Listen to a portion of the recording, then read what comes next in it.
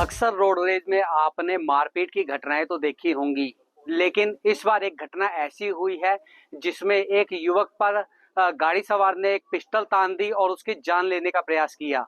कहाँ हुआ है मामला, क्या हुआ है मामला, बताएंगे आपको इस खबर में। नमस्कार, मैं हूं पवन कुमार और आप देख रहे हैं पंजाब केसरी टीवी। दरअसल गुड़गांव में रोडवेज की घटनाएं इतनी बढ़ गई हैं कि लोग एक दूसरे के साथ न केवल मारपीट कर रहे हैं बल्कि अब जानलेवा हमला भी करने को तैयार हो रहे हैं।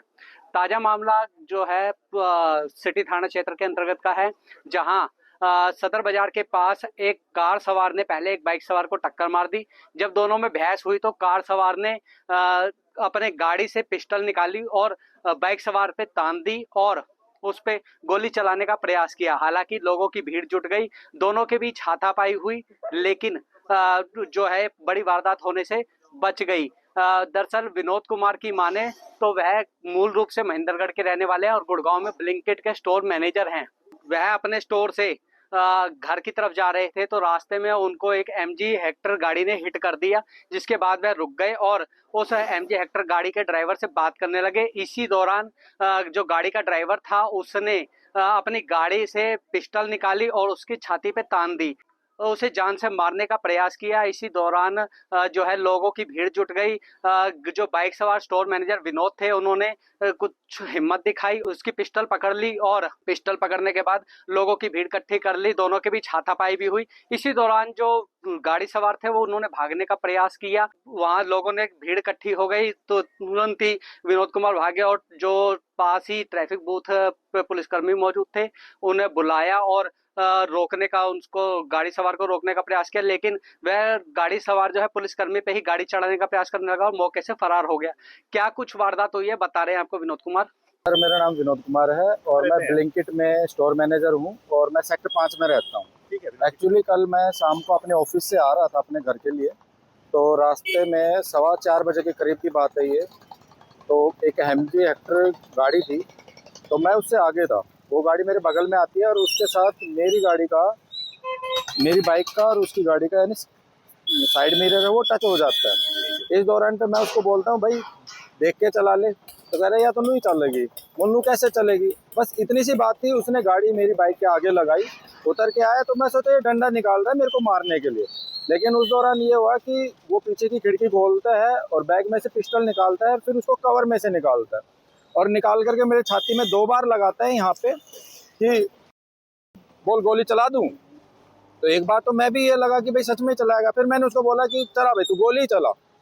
ये हमारी कम से कम 20-30 सेकंड ये चीज़ें चली। उस दौरान उसके पीछे से 2 महिलाएं उसकी गाड़ी में थी, वो आवाज़ मार रही हैं ऐसा मत करो, आप वापस आओ, आप वापस आओ, वो उनको बोल रही थी। उस दौरान वो गाड़ी की साइड में चलता है तो मैंने उसका जो पिस्टल थी वो दोनों हाथ से ऐसे पकड़ी हुई थी उस दौरान। तो उसके बाद में वो पीछे को खिंचता है और वो गाड़ी में बैठने की कोशिश करता है, तो मैंने चाबी निकालने की कोशिश करी तो वो गाड़ी में चाबी यानी लगी हुई नहीं थी, वो ऑटोमेटिक गाड़ी थी। तो देन उसके बाद में क्या होता है कि उस चीना झपटी के अंदर उसने दोबारा से वो पिस्टल को कोक करता है मेरी पैरों की साइड में। तो जैसे करता है तो मैंने उसको यहाँ से हाथ पकड़ा हुआ था, मैंने उसको यहाँ टाइट, ताकि वो मूव ऑन ना कर सके, क्योंकि इतनी भरी भीड़ के अंदर पिस्टल कहीं पे भी चल सकती है, गोली कहीं पे भी चल सकती है। तो मैं वही चीज़ ज़्यादा मैंने ज़बरदस्ती ना करके मैं यही सोच रहा था कि एक बार पिस्टल यानी इससे हाथ से कोई ले ले। मैंने चिल्लाया, काफ़ी हेल्प मांगने की कोशिश करी, लेकिन कोई हेल्प करने के लिए नहीं आया। मैंने ये भी बोला कि साइड में पुलिस चौकी है भाई, वहाँ पे एक बार बात करो, बुलाओ उनको वहाँ से, लेकिन कोई नहीं आया। लेकिन वो जो मारने वाला था वो इतना एग्रेसिव था, अगर ये रात का टाइम होता या सुनसान जगह होती तो वो गोली चला भी सकता था। लेकिन उसी दौरान में उसके हाथ से उसकी वाइफ थी या कोई लेडी महिला थी उसके साथ जो थी, उसने मोबाइल वो पिस्टल उससे छीन ली। छीनने के बाद में मैं मोबाइल से एक हाथ से वीडियो बना रहा था तो उसने मेरा मोबाइल भी छीन लिया, वो वीडियो में भी क्लियर आ रहा है। देन उसके बाद में क्या हुआ, हमारी हाथापाई हुई है और उसकी वाइफ ने वो मोबाइल भी यानी जो महिला थी उन्होंने मोबाइल उसके हाथ से ले लिया और मेरा मोबाइल कर दिया स्विच ऑफ। देन वहाँ से मैंने मोबाइल जैसे तैसे करके वापस लिया और मैं भाग करके रेड लाइट पे गया। वहाँ पे जेडो थे पुलिस वाले, उनको मैंने बुला करके लाया, क्योंकि वो तब तक यानी वो ट्रैफिक में ही था, फंसा हुआ था, वो भागा नहीं था वहाँ से, क्योंकि भागने का मौका ही नहीं था। उसके दौरान हम आगे से उस बाइक को गाड़ी को कवर करते रहे रोकने के लिए, लेकिन वो नहीं रुक रहा था, बढ़ता चला जा रहा था क्योंकि ट्रैफिक ज़्यादा था। इस दौरान क्या हुआ कि हम थोड़े से आगे वहाँ से कम 50 से 60 मीटर आगे बढ़ चुके थे।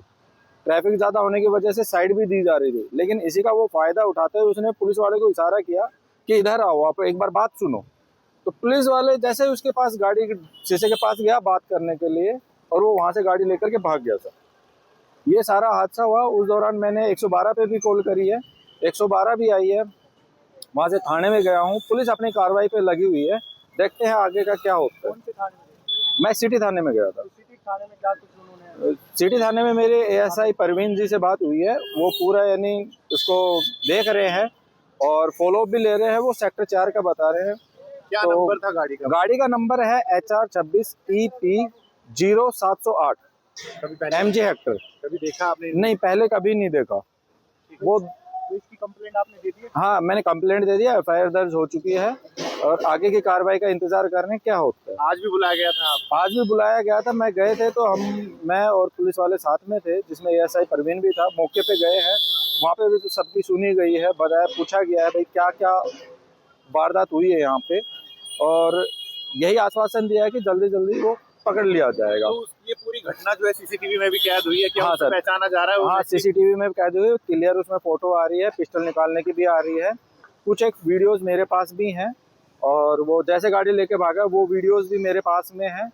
और बात ये रही कि अगर मैं देखूं कि 26 जनवरी वाले दिन ऐसी चीज़ हो सकती है तो आम डे तो क्या होता होगा, बट फिर भी ये है कि बड़ा हादसा नहीं हुआ और हो भी सकता था, क्योंकि हाँ जी, पुलिस का खौफ नहीं है, कानून का कोई डर नहीं है? देखो मैं ऐसा नहीं बोल सकता, खौफ नहीं है, क्योंकि अगर कोई पिस्टल लेके चल रहा है तो पुलिस भी क्या करेगी, गाड़ी में अंदर कुछ भी रख सकता है कोई भी।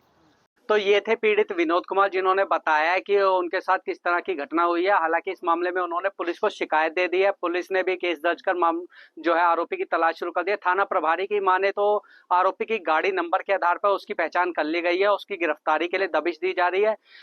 जो उसके पास हथियार था वो किस तरह का हथियार था, क्या वो लाइसेंसी हथियार था या कोई अवैध हथियार था, तो यह भी पता लगाने का प्रयास किया जा रहा है। हालांकि जो पीड़ित है उन्होंने बताया कि जब उसने पिस्टल तानी तो उसके जो गाड़ी में महिलाएं मौजूद थी, उन्होंने भी बीच बचाव का प्रयास किया और उनको मना किया कि वह इस तरह की हरकत ना करे। लेकिन जिस तरह की ये हरकत हुई है या जिस तरह की घटना हुई है, उससे साफ है कि लोग किस तरह से जो है अपने साथ हथियार लेके चलते। जो सुरक्षा के लिए उन्होंने अगर हथियार लाइसेंस लिया हुआ है तो उस तरह उनका किस तरह से नाजायज रूप से इस्तेमाल किया जाता है और लोगों को डराने धमकाने के लिए इसका इस्तेमाल किया जाता है। ऐसे में पुलिस को कहीं ना कहीं इस मामले में बड़े जो है कदम उठाने होंगे, जो सख्त कार्रवाई है वो करनी होगी, ताकि किसी भी तरह की इस तरह की घटनाएं ना हो। अक्सर ऐसे में जिस तरह से गुस्सा उस व्यक्ति पर हावी हुआ था, उससे लगता है कि कहीं ना कहीं जो लोग हैं वो सहमे हुए हैं, और जो अगर थोड़ा सा और गुस्सा बढ़ जाता और ये जो है गोली चल जाती तो एक किसी व्यक्ति की जान भी जा सकती।